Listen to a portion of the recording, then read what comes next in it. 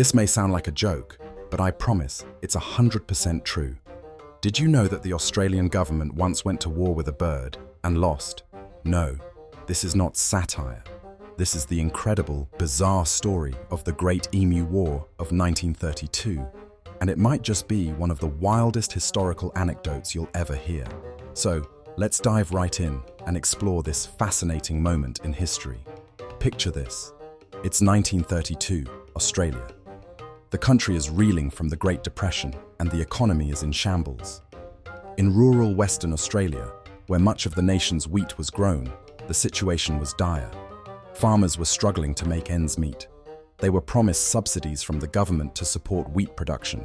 But, spoiler alert, those subsidies were never fully paid.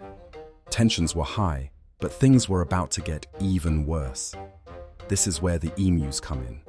Now, if you're unfamiliar, emus are large, flightless birds native to Australia. They stand about 6 feet tall, can run up to 50 kilometers per hour, and they are genuinely intimidating creatures. In small numbers, they're just part of the landscape. But in 1932, a staggering number of emus decided to migrate from the inland regions to the fertile farmlands of Western Australia. And by staggering, I mean an estimated 20,000 emus. This massive flock descended on the cultivated fields like a biblical plague of locusts.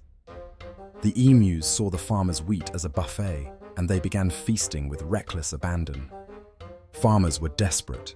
Not only were they losing their crops, but the emus' trampling hooves, or rather talons, were wreaking havoc on fences, making it easier for other pests like rabbits to get in and destroy what little was left.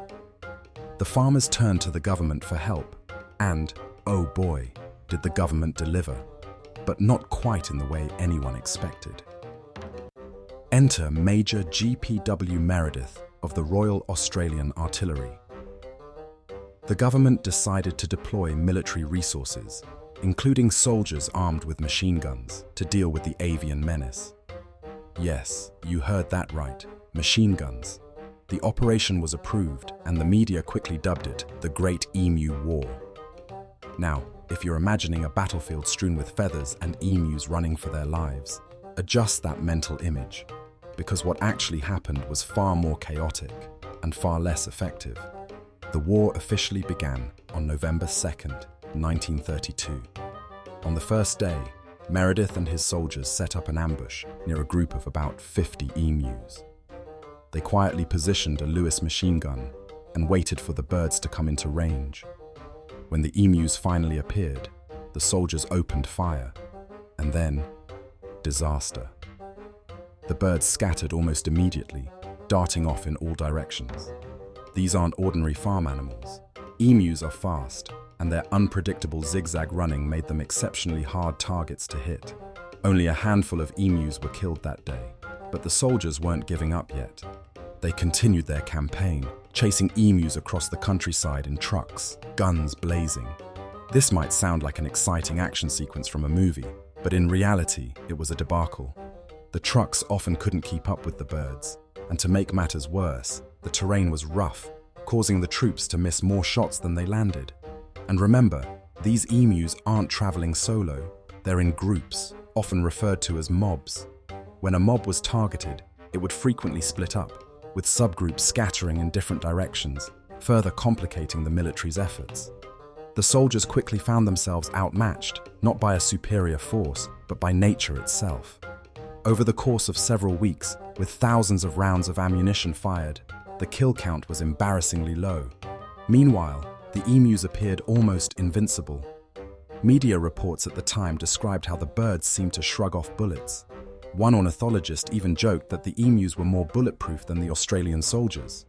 Ouch! By December 10, just over a month after the war began, it was clear that the campaign was a failure. The military had killed roughly 1,000 birds, far fewer than the estimated 20,000 on the loose.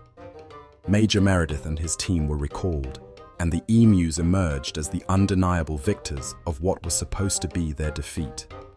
So, what happened next? Well, the farmers were still struggling, and the emu problem didn't just go away. The Australian government eventually wised up and decided to tackle the issue in a more practical manner. They provided increased support for fencing and allowed farmers to cull emus themselves.